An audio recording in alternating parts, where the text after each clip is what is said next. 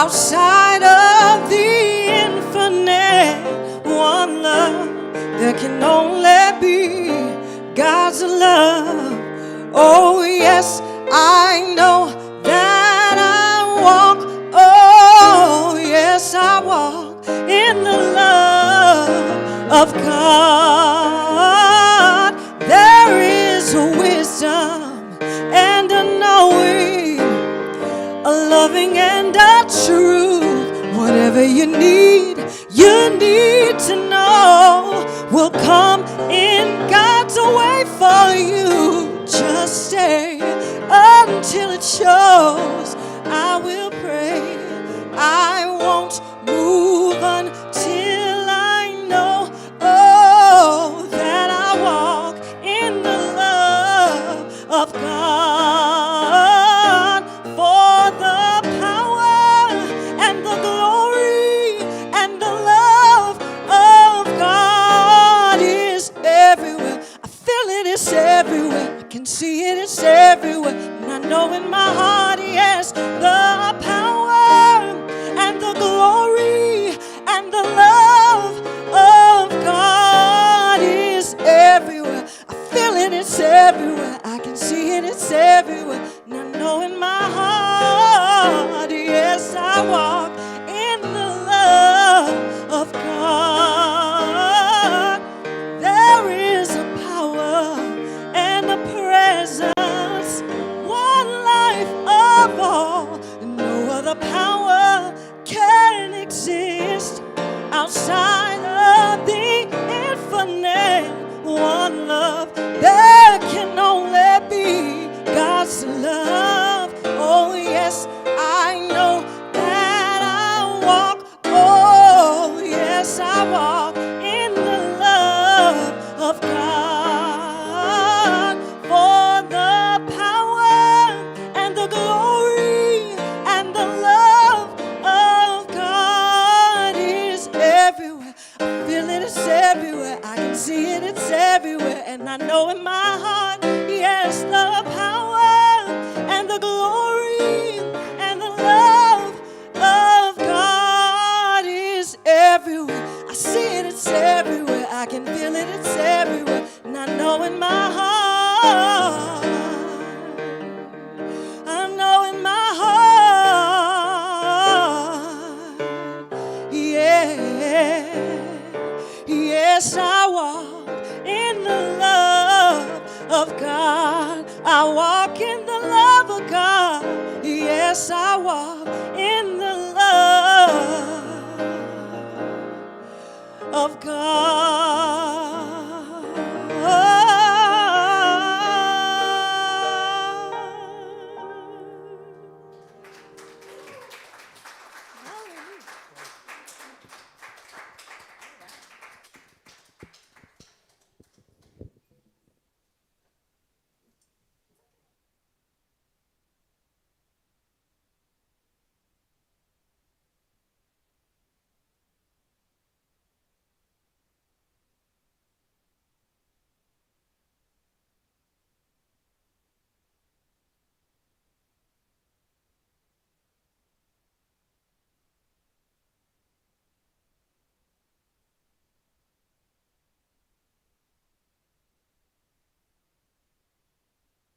Just like that.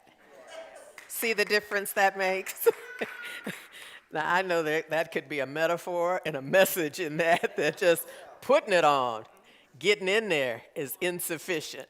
You must also turn it on. Oh, yes, yes, I walk in the love of God. There's a power that is everywhere.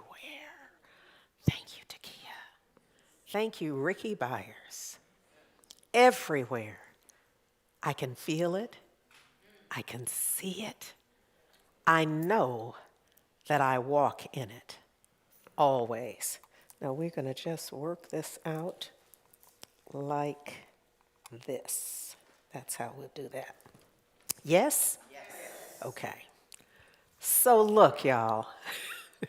We have 221 days left in this year. But that's enough. That is sufficient. Yeah, it is. It's sufficient. What do they say? That we can build a whole new habit, change from one activity, a way of being and doing and having, to another within 21 days. 21 days of clear intention and consistency. So 221 days, we got this, yes? Yeah, because there's a power and a presence. There's one love, everywhere, always present. And that means in each of our lives, in exactly the way required, showing up in exactly the way. Now, even as I say that, my sense is, because I hear it within me, like even that, because each of us, all of us, have had experiences that can sometimes show up in a way that we want to make that the exception. Like God must have been asleep or away. Because that couldn't have been true in my life in the presence of the divine. And I'm just here to say that life is just lifing. And it's always, this is always a difficult, as the disciples are said to have said to the master teacher Yeshua that the world ultimately came to call Jesus, Master, this is a hard teaching. This right here, this is a hard teaching, which translated means I'm not really feeling this. I hear you saying this is so, but I'm not really feeling this. I don't want this to be true in my life. Does not change the principle nor the law. Is it okay if I just am straight with y'all? That you don't have to like it. You don't have to understand it. You don't have to be willing to rock with it, and it's still true. The point at which any one of us chooses to shift and be open to the divine activity, how life is showing up. This is my sense. The sooner we can shift it. I wish I didn't know this firsthand, Lord knows. I wish I didn't have a degree in this. I wish I hadn't been so busy, so attached, so engaged in this that I have the equivalent of a doctorate in resistance.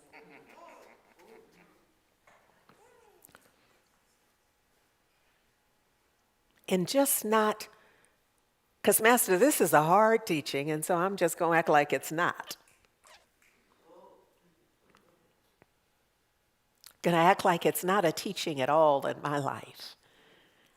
And I am instead going to make something up. Now, I may not feel as if I'm making it up because it may be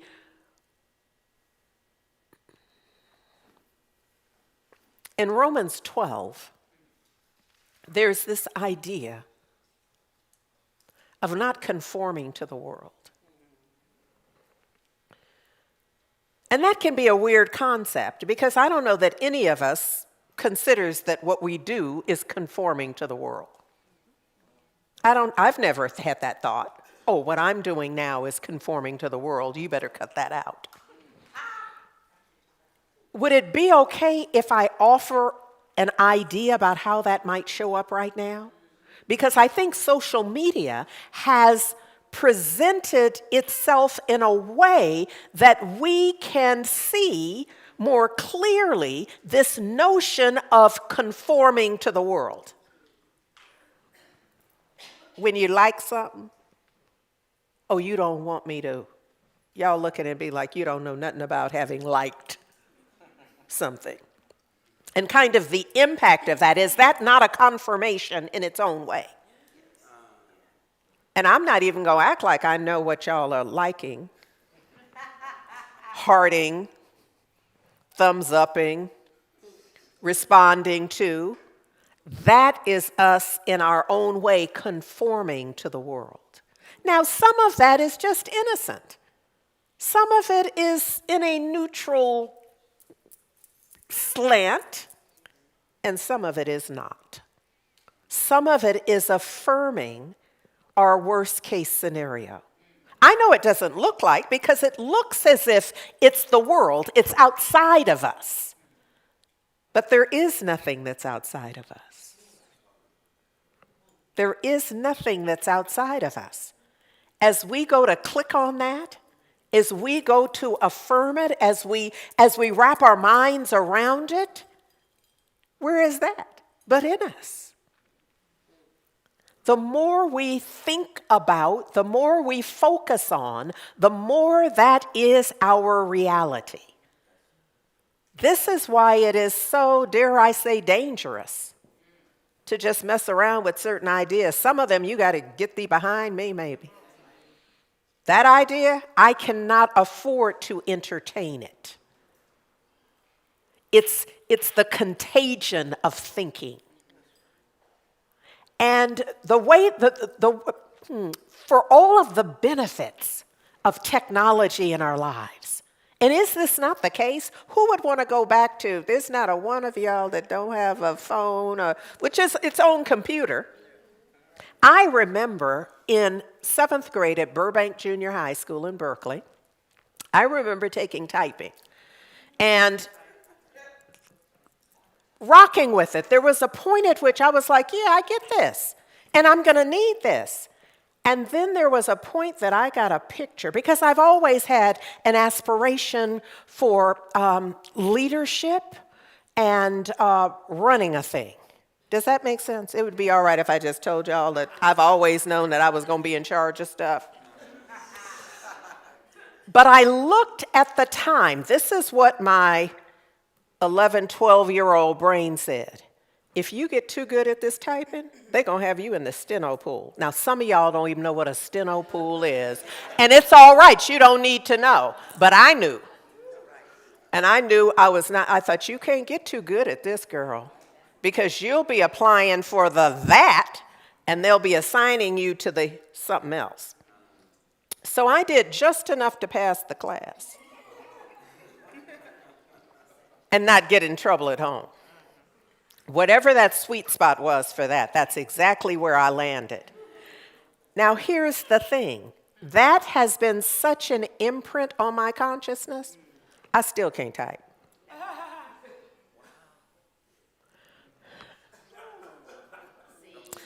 Some years ago, I thought, now you don't just have to stay here. You can do an online. And my mind was so set. Now, the circumstances are different. I have sense enough to know that. But I so impressed that on my conscience. I'm trying to tell y'all something that's not about typing. I so impressed that on my consciousness that I can get some stuff typed. I can word process some stuff.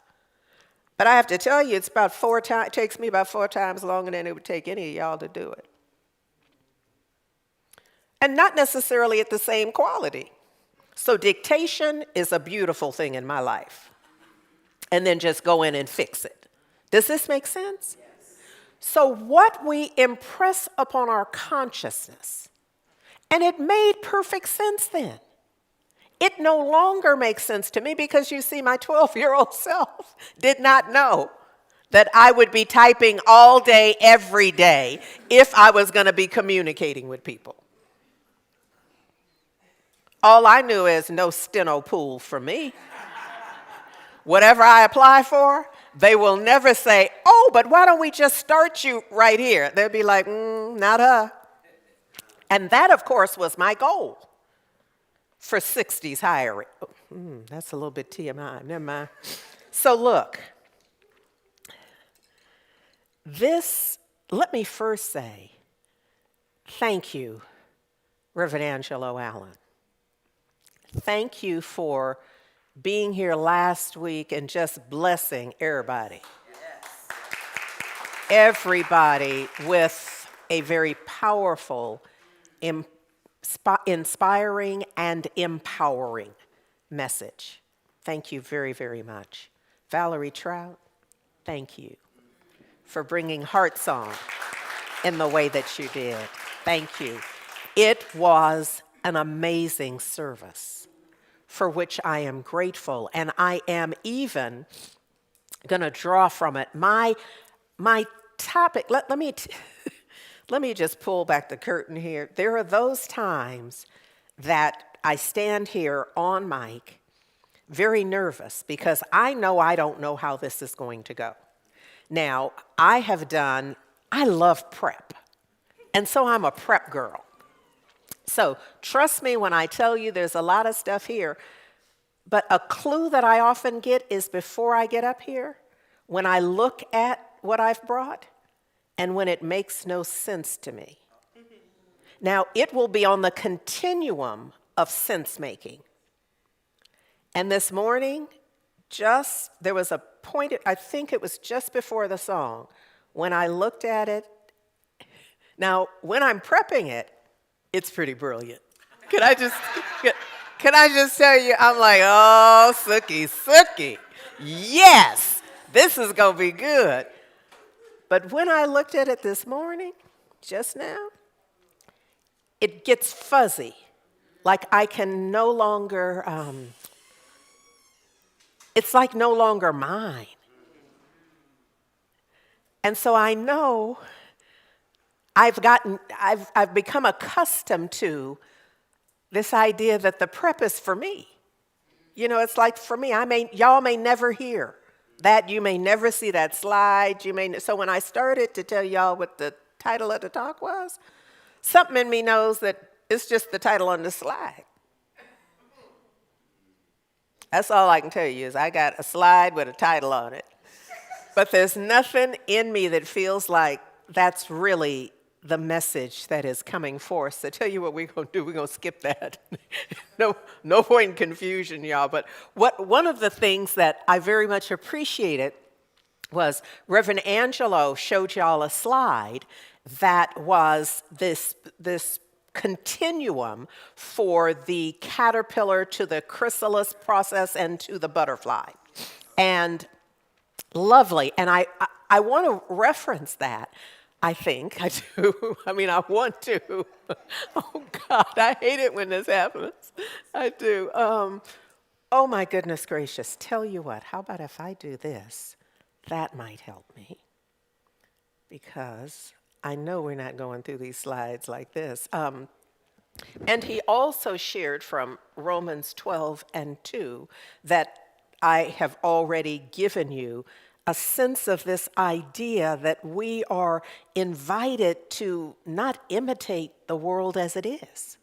And can I take that out of biblical context and say that this notion of conforming to the world or imitating the world, I tend to prefer to land at an Aramaic for English version of Scripture. And so in there it says imitate rather than conform.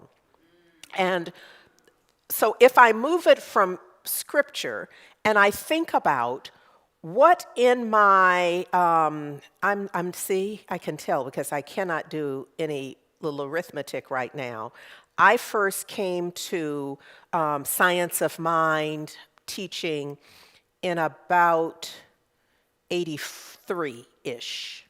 And so whatever that is till now, I have found that the folks who gather in any of the classes I've taken or taught and in any of the communities that I have spoken in or been a part of, that there is a rooting, a root in, a grounding in a higher desire.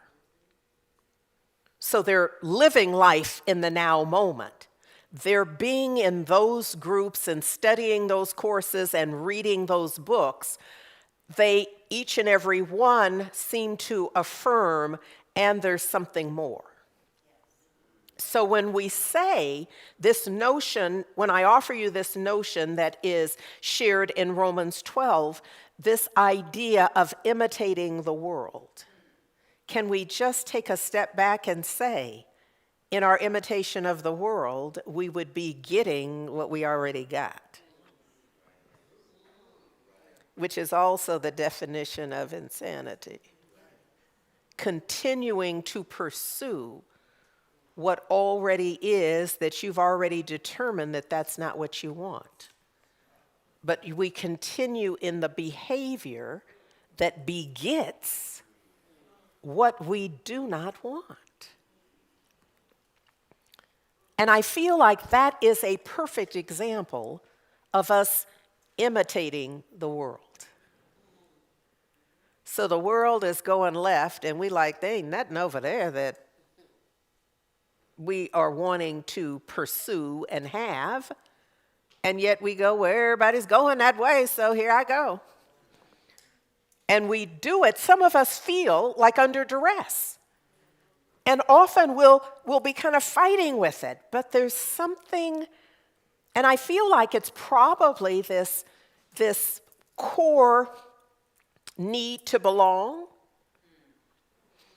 that, I don't know, the way that my mother, kind of handled it, and I know she wasn't the only one because I've heard just in the community space, this notion of if so-and-so jumps off the bridge, you doing that too? Is there anybody who doesn't understand that logic that was offered us as youngsters as we tried to explain our behavior of imitating the world, our unique world, by following that one, or so-and-so did that, and, my mother had absolutely no interest in what other households were doing. None. She just thought, I'm running this right here, and you're going to do it the way I do it, whether you're in here or out there. And so there was this forever check that some of us, it would behoove some of us to begin doing that little check for ourselves. To just not just go blindly, but just check like we used to be checked. And the thing is that everyone was not checked. So you may not be able to draw from an experience of having someone's advocacy, someone's caring, someone's protection. And so here's the thing, we're going to have to be that for yourself. You're going to have to watch people who seem to do that well and begin to mirror and mimic. Do you know that learning to do a new thing can really be that simple? So this 21-day habit building over the next 221 days can include you connecting with those people who seem to be so self-aware that they are checking themselves in an empowering way, that they are checking themselves in ways that support them in changing their behavior, not through blame and shame, but through a desire, an authentic desire to not imitate the world as it is, meaning my current circumstance, situation, experience, but to claim something new. I know I must be new. Newsflash, every day you are new. Every day that you awaken. Now, if you haven't, you're not hearing me anyhow. But if you have, this message is for you. If you've awakened this morning, it is your call to newness. Not your call to set to where was I yesterday and what did I do? Oh, that's right, I was mad. Let me get right back to the prognosis. You see, that dream time was offered as an opportunity for us to shift, for us to claim something new, for us to ground ourselves in a new possibility. That's the calling. The new possibility for each and every one of us. So this idea of the life of the butterfly, the life cycle of the butterfly, because what we know for sure is since I first understood, I'm backing off. I'm pausing on what I started to say that since I first came to understand about this chrysalis process, I have been fascinated. And I often anthropomorphize insects and animals and divinity as well. And this idea is that what is the caterpillar thinking?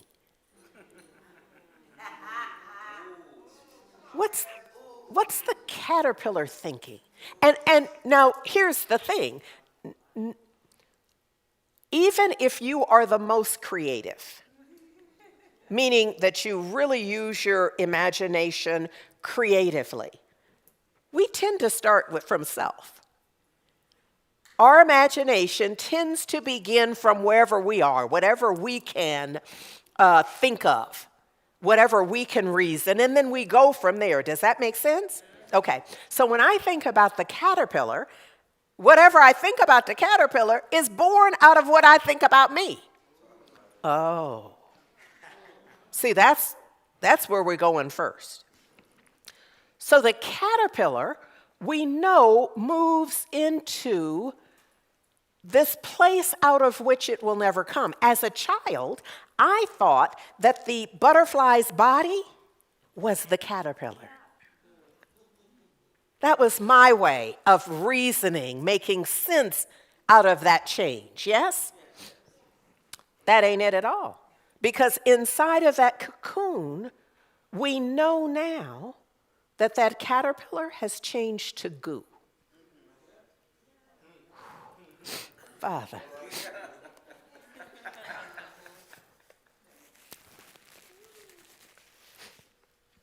What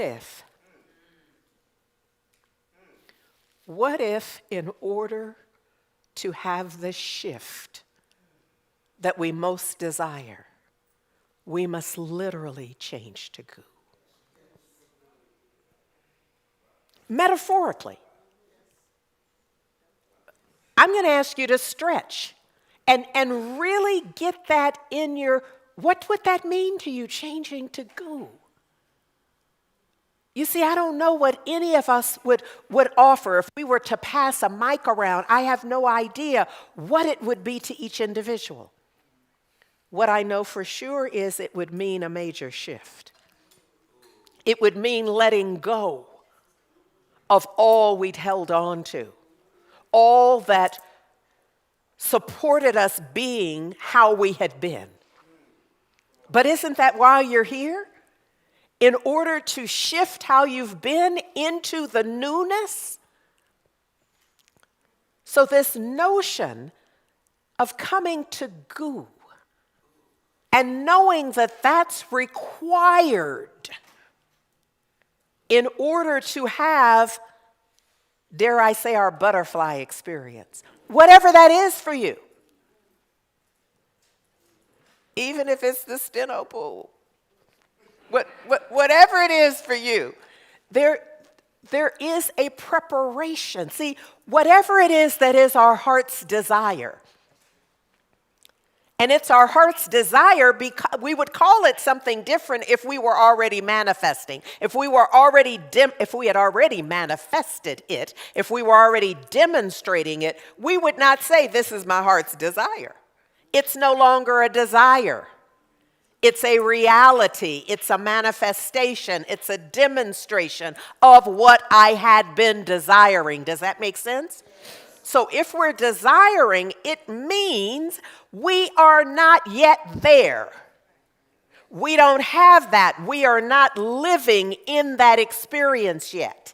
So in order to live in the experience of our heart's desire, we must change our heart and our mind, our very being, mental, emotional, spiritual. And some of you understand the advance of that. You're going to have to change at a physical level. You can't be that while being this. And admittedly, that's what stops a lot of us. We like, oh, I'm all up. Well, what you mean, Rev? I had to change all of that? Because it may change your friend group. She didn't start meddling now, huh? It may change your little relationships. I don't know, but what we do know for sure it's going to change. And sometimes our resistance is we want to pick the changes. Yeah, change all that. Oh, no, not that. Like you want to roll. divine intelligence until you start messing with my boo. It was all going. You didn't start working with my employment. You didn't start working.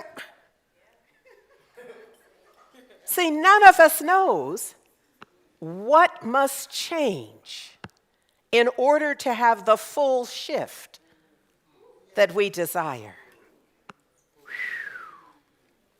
Lord. So what we know for sure is that the butterfly cannot go back to being the caterpillar. And as clear as that is, it scares some of us spitless. Because who among us hadn't gotten to the elevated place and thought, ooh, this ain't it. I think I'm just going to get on back over here where it's safe, where I know how it's going to be. This idea of self-demotion is not new. It's folks who have been lifted up and realize that, ooh, this is going to require more of me than I'm willing to give. Or imposter syndrome sets in. And they're like, I thought I could do this through the interview process, through all of it, but I don't know. And then we start behaving in ways that jeopardize essentially our prayer work. Is this making sense? Okay, all right. So look, in order to get to our butterflyness, you know that cocoon is going to be uncomfortable. Now this is me anthropomorphizing it because I have never been, I've been in the cocoon in my own version of it, and it's uncomfortable. Not being how we've been is going to be uncomfortable. It is. That's just what it is. It's unfamiliar, and for many of us, unfamiliar translates to uncomfortable. It don't feel like it used to feel. But that struggle that the butterfly, the emergence of the butterfly is a struggle. I don't know of a species. Now, do not stop me later and school me about this. No email needed. The birthing process tends to be chaotic, painful, uncomfortable, all of the things we're avoiding. Watch the Nature Channel. And you see new life coming into being. It has to fight to get here. Why would it be different for us claiming new life?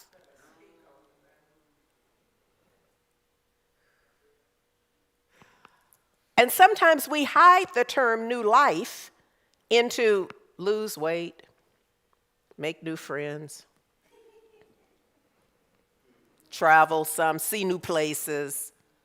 But it's all aspects of new life, adding to who we are and how we are and what is in our environment. Yes? And so we can expect that there's going to be struggle, but too often when we have struggle, we say, oh, that's failure, and we stop ourselves. It's not easy. It's too hard. It hurts. I'm here to say let's start anticipating that that's going to be the name of the game. How you going to build some muscle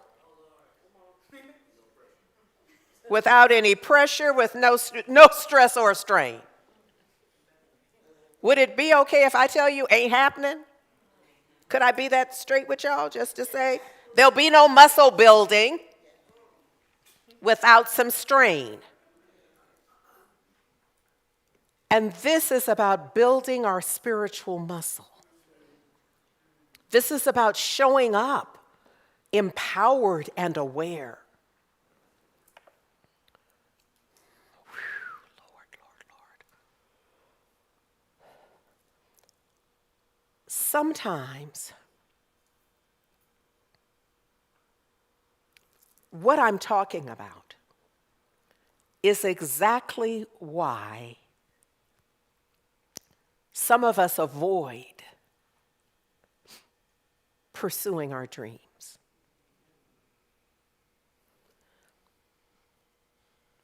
Even though we know that our old life does not fit our current consciousness. And when we come to that awareness, what do we choose?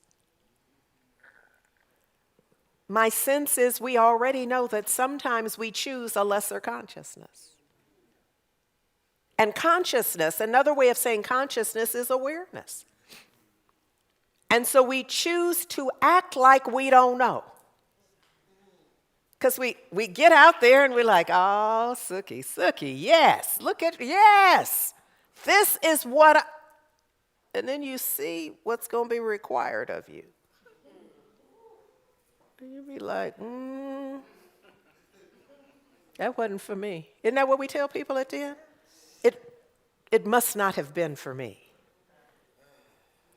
We say is the great cover-up, AKA cop-out. It must not have been for me. How the heck do you know? Because you have not done what's required. You could not possibly know what's for you. What's for you is always by right of consciousness. When you got close to the thing itself, whatever that is for you, having developed the consciousness required, you dropped it like it was hot.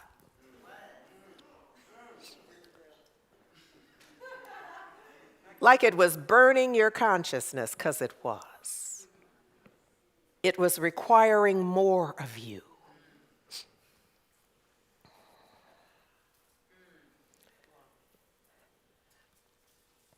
I think I'm done. Look, wait. Let me tell you, I'm gonna hook up James Baldwin and Eric Butterworth. Watch me work. James Baldwin, and we have used this, I've been using this now for years. Not everything that is faced can be changed. But nothing, no thing can be changed. What? Until it is faced. Oh, and then Eric Butterworth comes in with this. Don't go through life. Grow through life. So this notion of just facing the thing can scare some of us spitless. And so Reverend Eric Butterworth comes to us and says, oh, but don't just try to go through it. Grow through it. That came to teach you something. That came to offer you something. You got to face it. And then know that it's by right of consciousness, by right of your willingness to be in it. So look, I have an affirmation that I'm going to invite us to affirm together.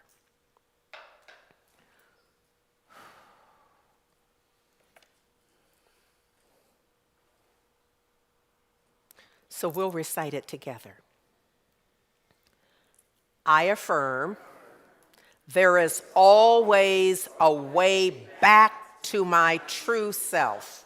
Let me pause here and say, if you read days 144, 45, and 146, this really is, if this talk was based on my prep, that would have been what we covered. And so this affirmation is really, I have excerpted and drawn from that to form this, okay?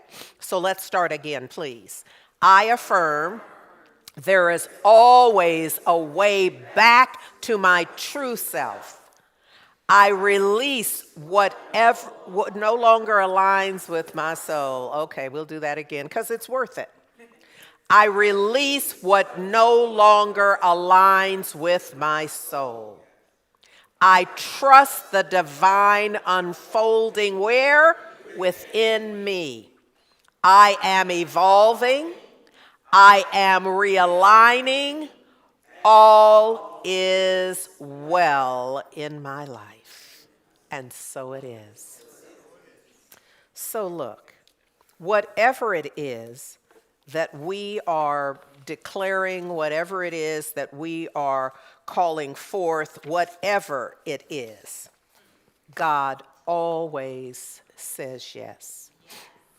My friend Talani Kennard wrote a song, God always says yes, and part of the lyric is living by faith, walking in the light.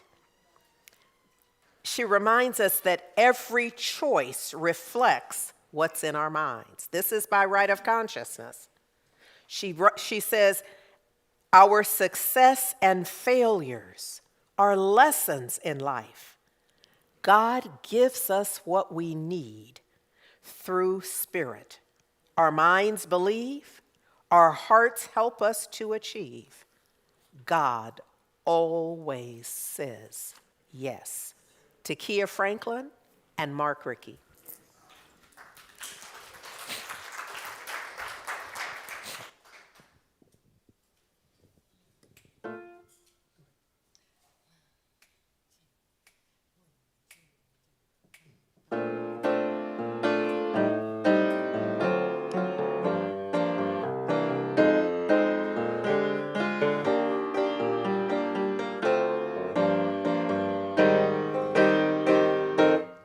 God always says yes, yes, yes, yes. God always says yes, yes, yes. Sometimes we forget we have all that we need. God knows our purpose, our intent, and every deed. Living by faith and walking in the light. God always says yes, keeping love in our sight. Every choice reflects what is in our mind. Our success and failures are lessons in life. God gives us all we need through Spirit. Our minds believe, our hearts help us achieve. God always says yes, yes, yes. God always says yes, yeah, yeah, yeah, yes. God always says yes, yeah, yeah, yeah, yeah, yes. God always says yes, yeah, yes, yes, yes. So if you're not living the life that you choose, God gives you the power to order your steps. Believe in yourself, your success is at hand. Know that your every breath is spirit. Hold tight to God's unchanging hand. Yes, yes. God always says yes. Yes. God always says yes. Yes to your highest way, highest will for your life. God always says yes. God always says yes. Yes. God always says yes. Yeah, yeah, yeah, yes. God always says yes. Yes. God always says yes. Yes, yes, yes, yes. God always says yes.